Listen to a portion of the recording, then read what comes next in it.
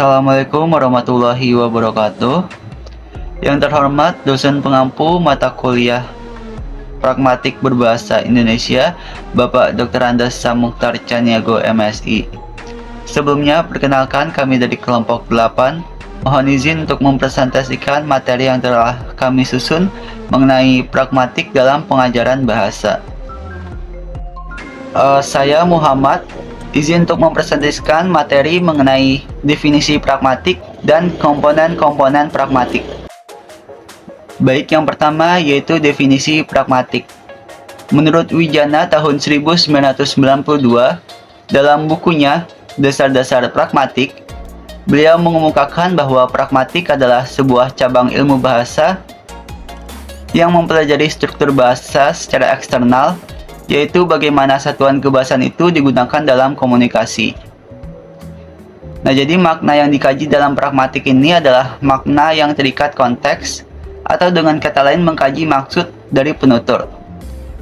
Nah, dapat disimpulkan bahwa fokus utama dari pragmatik ini adalah pada penggunaan bahasa dalam konteks komunikasi nyata. Selanjutnya yaitu komponen wacana pragmatik. Komponen wacana pragmatik ini terdiri dari 3, yaitu ada teks, koteks, dan konteks. Nah, yang pertama yaitu teks. Nah, teks ini merupakan wujud nyata dari sebuah ujaran. Nah, artinya struktur kalimat yang keluar berupa ujaran atau tulisan disebut teks. Nah, yang kedua yaitu koteks. Nah, koteks ini merupakan komponen teks yang dinyatakan secara eksplisit dalam sebuah teks, berfungsi untuk membantu memperjelas makna dari suatu teks.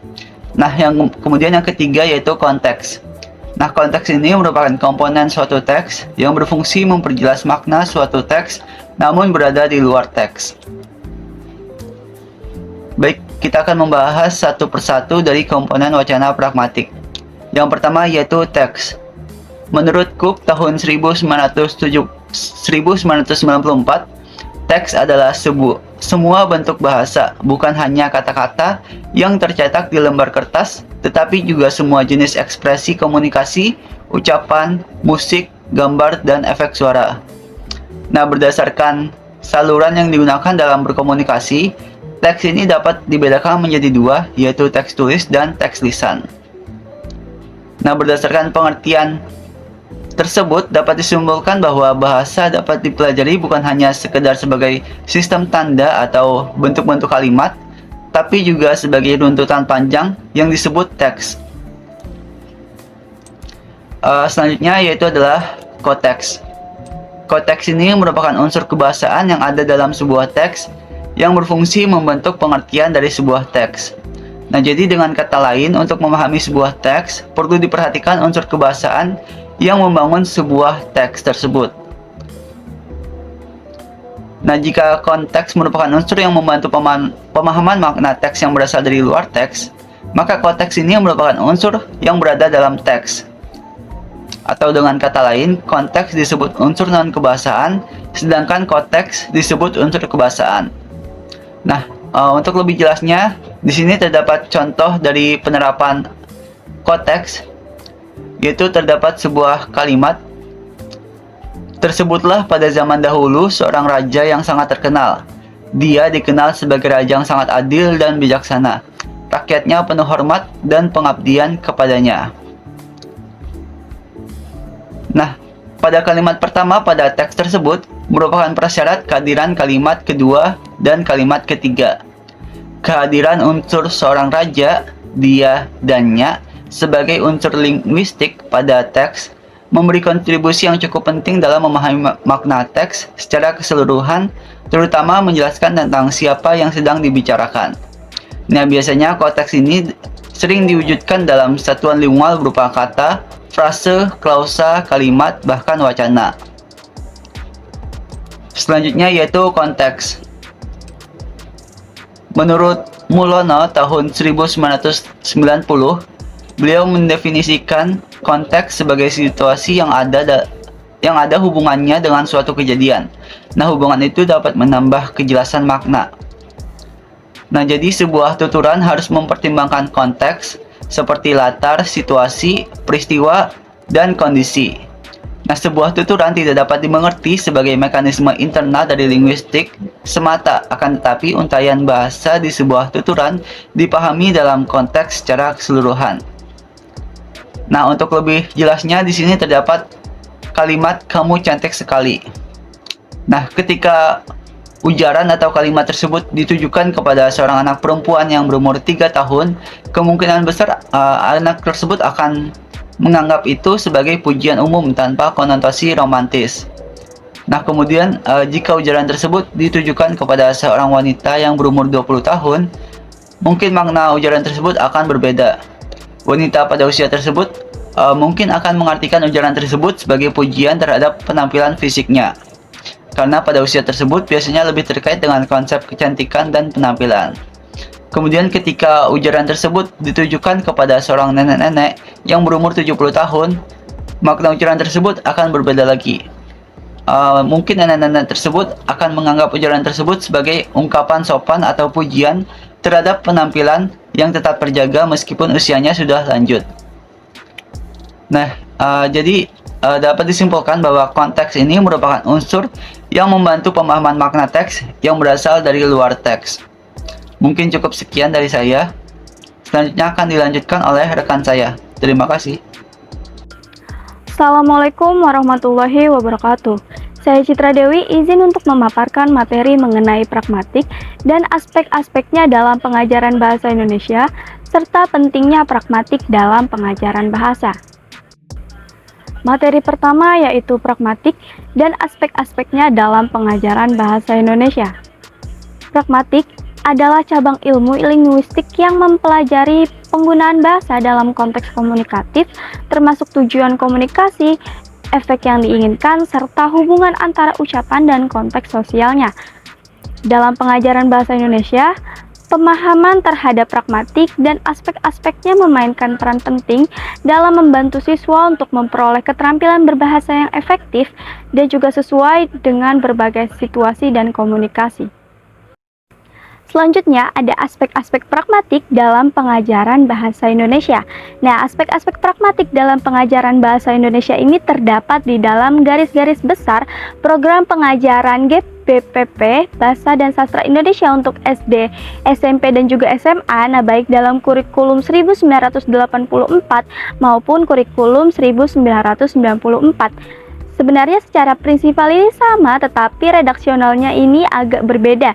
Dikatakan demikian karena materi di dalam kurikulum 1984 ini secara eksplisit dinyatakan ke dalam kategori yang pertama itu ada aspek sosialisasi, yang kedua ada aspek informasi faktual, yang ketiga ada aspek intelektual, yang keempat ada aspek moral, yang kelima ada aspek emosi, dan yang keenam yang terakhir ini ada aspek penyelesaian sesuatu. Selanjutnya ada fungsi aspek-aspek pragmatik dalam pengajaran bahasa Indonesia.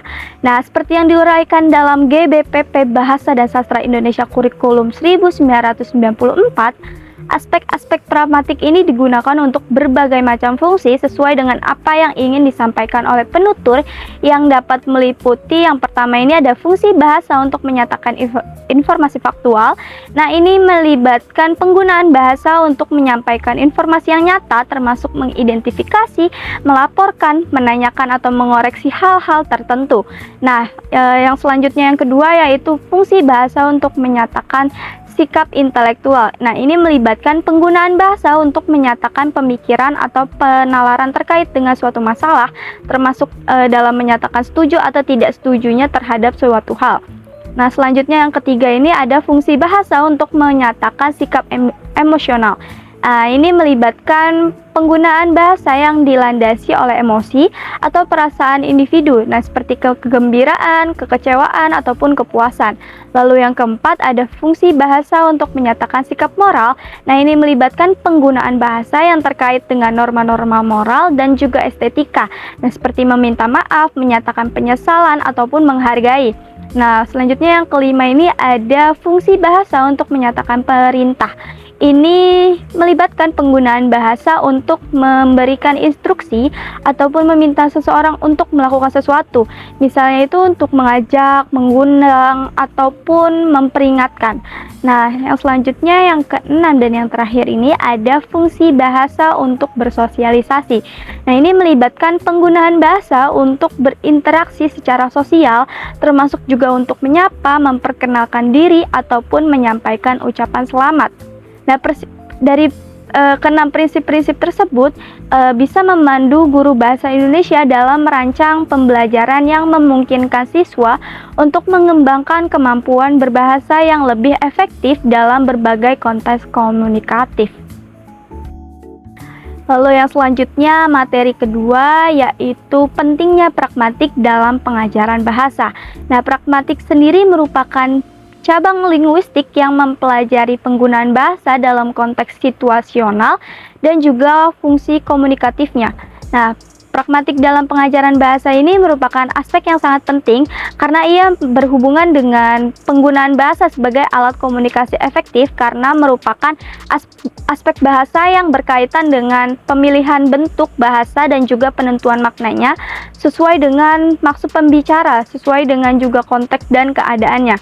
Nah, dalam konteks pengajaran bahasa, pemahaman pragmatik ini sangatlah penting karena membantu siswa untuk mengembangkan kemampuan berkomunikasi yang efektif dan juga tepat sesuai dengan keadaan dan keperluan komunikasinya. Selanjutnya ada alasan pentingnya pragmatik dalam pengajaran bahasa. Nah, jadi alasan mengapa pragmatik ini sangat penting dalam pengajaran bahasa itu karena yang pertama, untuk memahami konteks komunikasi. Nah, jadi pragmatik ini membantu siswa untuk memahami bahwa makna suatu tuturan itu tidak hanya ditentukan oleh kata-kata yang digunakan, tetapi juga oleh konteks sosial, budaya, dan juga situasional yang dimana komunikasi itu terjadi. Nah, ini membantu siswa untuk memahami bahwa bahasa itu adalah alat komunikasi yang fleksibel dan juga dinamis. Lalu yang kedua ini ada keterampilan berkomunikasi yang efektif. Nah, jadi pemahaman pragmatik ini membantu siswa untuk mengembangkan keterampilan berkomunikasi yang efektif dalam berbagai konteks sosial. Mereka belajar bagaimana menggunakan bahasa secara tepat sesuai dengan tujuan komunikasi mereka, baik itu untuk menyampaikan informasi, mengekspresikan emosi, menyatakan sikap, atau memberikan perintah. Lalu yang ketiga ada penggunaan bahasa dalam situasi nyata. Nah, dengan memahami pragmatik ini, siswa dapat memahami bagaimana bahasa ini digunakan dalam situasi nyata sehari-harinya. Jadi mereka belajar bagaimana menggunakan bahasa secara fleksibel dan juga adaptif, tergantung pada konteks dan juga situasi komunikasi yang berbeda-beda. Lalu yang keempat ada kemampuan memahami implikatur.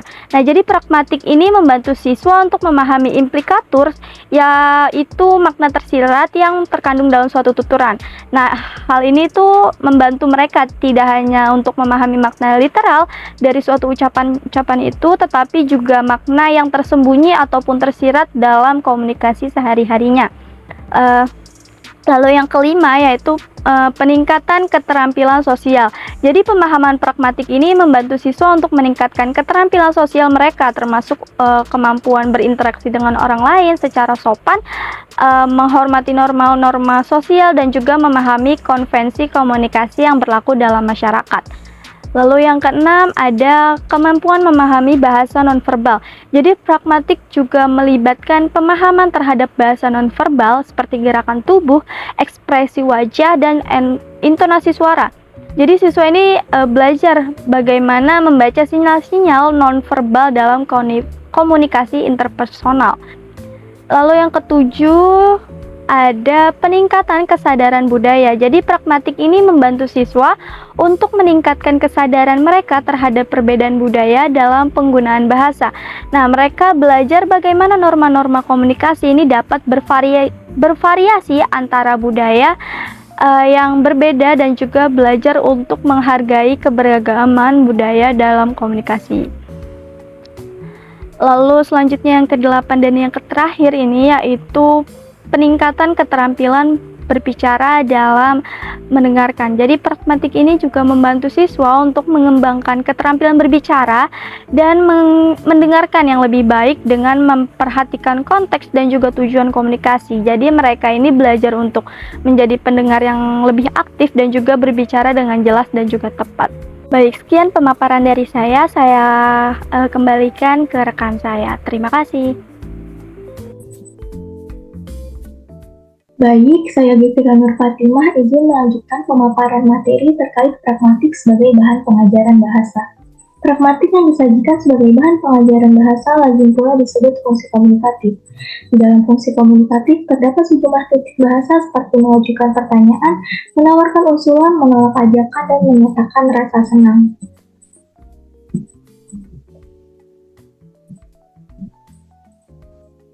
Untuk mengajukan pertanyaan, misalnya ada sekurang-kurangnya 5 kalimat yang dapat disusun yang masing-masing berbeda nuansanya. Perbedaan itu berkenaan dengan konteks yang dihadapi oleh mengucapkan kalimat yang bersangkutan. Adapun yang dimaksud dengan konteks ialah berkaitan dengan siapa yang diajak berbicara dan dalam situasi yang bagaimana kalimat yang bersangkutan diucapkan. 5 kalimat berikut ini atau sebagai contoh kalimat untuk mengajukan sebuah pertanyaan, perhatikanlah kelima kalimat berikut ini yang masing-masing memiliki konteks yang berbeda. Adapun contohnya sebagai berikut, yaitu yang pertama, numpang tanya Pak, yang kedua mau tanya Bu, yang ketiga boleh tanya Pak, yang keempat saya mau bertanya Bu, dan yang kalimat kelima yang terakhir, saya ada pertanyaan Pak. Untuk penjelasannya, kalimat satu tidak cocok untuk digunakan sebagai pembuka percakapan pada waktu kita hendak menanyakan di dalam kelas. Akan tetapi kalimat kedua dapat dipakai untuk keperluan seperti itu. Selain kalimat dua, terdapat juga kalimat tiga yang cocok atau terasa lebih formal jika ditanyakan pada situasi di dalam kelas. Namun kalimat tiga tidak cocok diutarakan pada konteks menanyakan arah jalan pada orang yang ditemui di jalan. Pada kalimat 4 dan kalimat 5, dari segi strukturnya merupakan kalimat yang paling lengkap atau yang paling sempurna dan merupakan kalimat yang paling formal di antara kelima kalimat itu.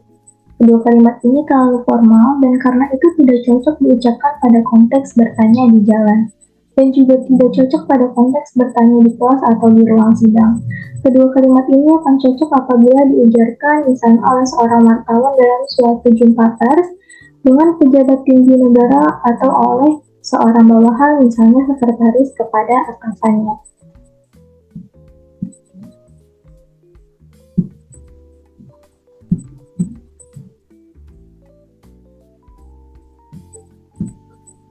Baik, pada slide selanjutnya di sini terdapat kesimpulan dari kelima kalimat yang telah dibahas sebelumnya. Penjelasan tersebut merupakan rincian secara eksplisit dari hal-hal yang menjadi pertimbangan si pembicara sebelum mengucapkan kalimat pembuka untuk menanyakan sesuatu. Yang dipersoalkan di sini bukanlah kebenaran kalimat itu sehubungan dengan kaidah dan tata bahasanya, karena sesungguhnya kelima kalimat tersebut benar secara gramatikal, namun yang dipersoalkan yaitu mengenai sehubungan dengan fungsi komunikatif itu, bukan kebenaran melainkan kecocokan suatu kalimat untuk digunakan pada suatu tindak komunikasi tertentu. Pilihan yang tidak tepat di antara berbagai cara yang tersedia itu tidak hanya dapat membuat janggalnya tindak komunikasi, melainkan dapat pula membuat rasa tidak enak pada yang diajak berbicara.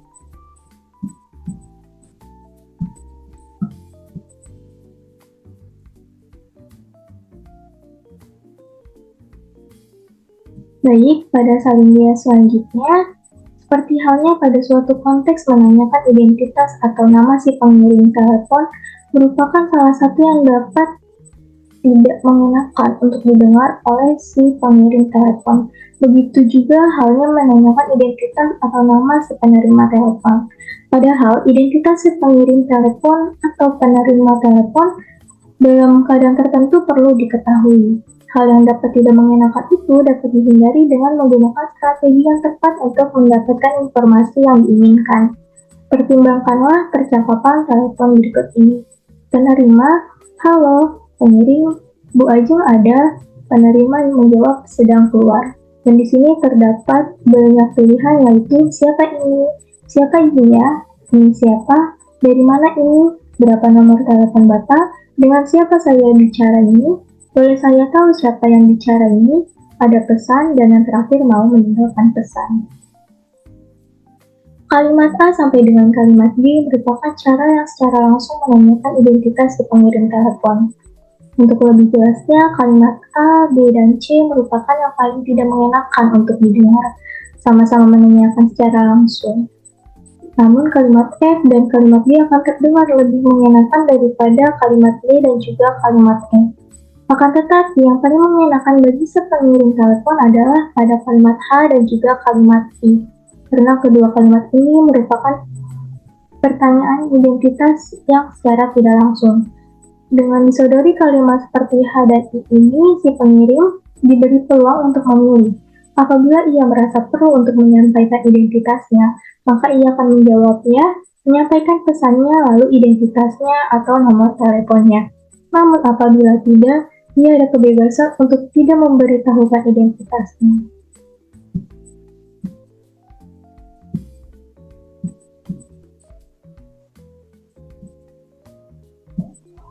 Baik, pada salindia berikutnya, di sini juga terdapat kesimpulan dari percakapan telepon sebelumnya. Dengan demikian, apa yang dipaparkan sebelumnya merupakan contoh bahan pragmatik yang disajikan di dalam pengajaran bahasa. Konteks penggunaan kalimat merupakan sesuatu yang penting untuk diperhitungkan, bukan wujud kalimat itu sendiri. Baik, kita beralih ke salindia berikutnya.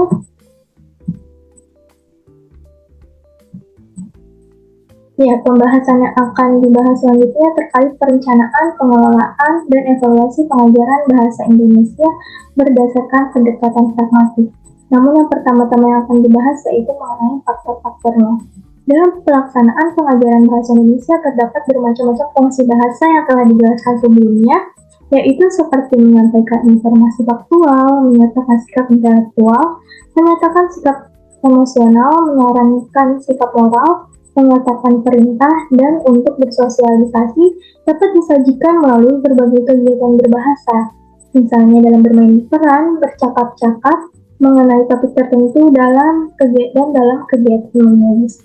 Dengan begitu, perlu diketahui pula bahwa berkomunikasi yang baik harus memperhatikan faktor-faktor penentu, yaitu yang pertama, siapa menggunakan bahasa dengan siapa, apa tujuannya, dalam situasi apa yang mencakup tempat dan waktu, dalam konteks apa yang mencakup serta lain kebudayaan dan suasana, dengan jalur mana yang berkaitan dengan lisan atau tulisan, dengan media apa, tatap muka, telepon, surat, pesawat, buku, atau surat kabar, dan dalam peristiwa apa, misalnya bercakap-cakap, ceramah, upacara, laporan, lamaran kerja, pernyataan cinta, dan lain sebagainya. Baik, salindia selanjutnya.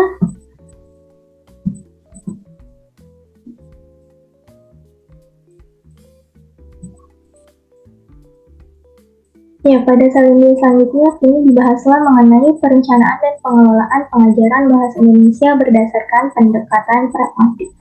Berikut beberapa hal yang harus diketahui dalam perencanaan pembelajaran bahasa Indonesia berdasarkan pendekatan pragmatik. Antara lain yaitu yang pertama, memahami betul tujuan pembelajaran setiap kelas.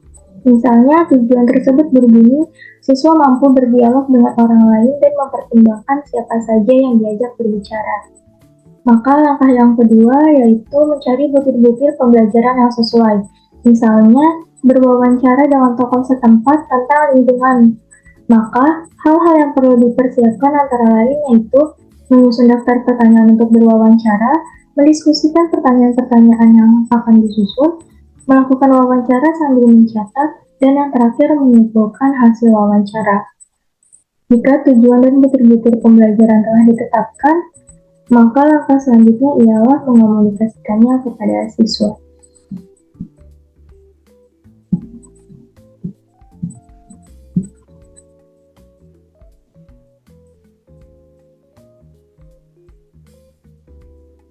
Untuk lebih jelasnya terkait mengomunikasikan pada siswa, hal tersebut dapat dilakukan dengan cara memberitahu serta menjelaskan kepada siswa bahwa ia akan ditugasi mewawancarai tokoh setempat tentang lingkungan. Dengan begitu, siswa akan menentukan dan memusyawarahkan siapa tokoh yang pantas untuk diwawancarai mengenai lingkungan. Kemudian hal selanjutnya yang dapat dilakukan yaitu menugasi siswa untuk membentuk kelompok guna mengatur siapa yang akan diwawancarai dan siapa yang berperan sebagai tokoh yang akan diwawancarai, siapa-siapa saja yang akan mengajukan pertanyaan, dan siapa yang akan mencatat. Maka dengan begitu, tugas selanjutnya ialah menyusun daftar pertanyaan. Dalam hal ini, guru dapat melihat keterampilan siswa dalam memilih bentuk-bentuk bahasa dan ungkapan yang sesuai dengan keadaan berkomunikasi dan faktor-faktor penentu. Begitu juga pilihan kata yang digunakan tentu disesuaikan dengan faktor-faktor penentu tersebut. Kemudian dalam pengelolaannya, guru dapat berperan sebagai motivator ataupun fasilitator. Guru bertugas untuk memperhatikan ejaan, struktur, maupun kosakata atau pilihan katanya.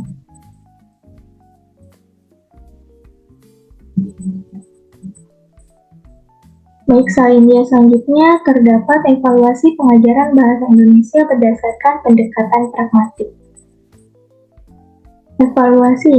Dalam melakukan evaluasi ini, terdapat beberapa kriteria yang harus diperhatikan, diantaranya sebagai berikut. Yaitu yang pertama terdapat kegiatan berbahasa lisan yang meliputi ketepatan ucapan, penempatan tekanan nada, durasi yang sesuai, pilihan kata yang tepat dan sesuai, pemakaian ragam kalimat yang sesuai, sikap yang wajar, tenang dan tidak kaku, bersifat terbuka, artinya kesediaan menghargai pendapat orang lain, kelancaran berbicara, gerak-gerik dan mimik yang tepat, dan yang terakhir relevansi atau penalaran, artinya gagasan demi gagasan berkembang dengan logik. Baik, selanjutnya berikutnya. Selanjutnya berikutnya masih terkait kriteria-kriteria yang dapat digunakan dalam mengevaluasi, namun berkaitan dengan kegiatan berbahasa tulis. Kalau kegiatan berbahasa dengan pendekatan pragmatik ini berbentuk tertulis, misalnya membuat bermacam-macam surat, membuat laporan, mengirim telegram, menyusun naskah pidato, dan lain-lain. Maka kriteria yang digunakan untuk mengevaluasinya adalah sebagai berikut. Yaitu yang pertama, penerapan ejaan yang sesuai, pilihan kata yang tepat dan sesuai, struktur kalimat yang efektif dan sesuai, penyusunan paragraf yang tepat, dan yang terakhir yaitu penalaran. Tetapi perlu diingat, kriteria-kriteria yang telah dijelaskan sebelumnya harus disesuaikan dengan ragam kegiatan berbicara dan faktor-faktor penentu yang sudah dibahas sebelumnya. Dengan begitu, kita akan dapat berpragmatik dalam pengajaran bahasa Indonesia dengan baik dan benar. Baik, selanjutnya berikutnya.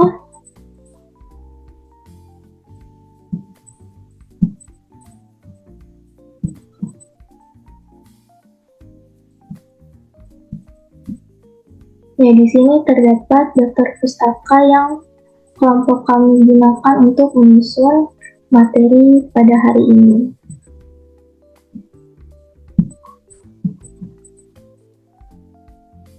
Sekian yang dapat kelompok kami sampaikan, kurang lebihnya mohon maaf. Terima kasih. Wassalamualaikum warahmatullahi wabarakatuh.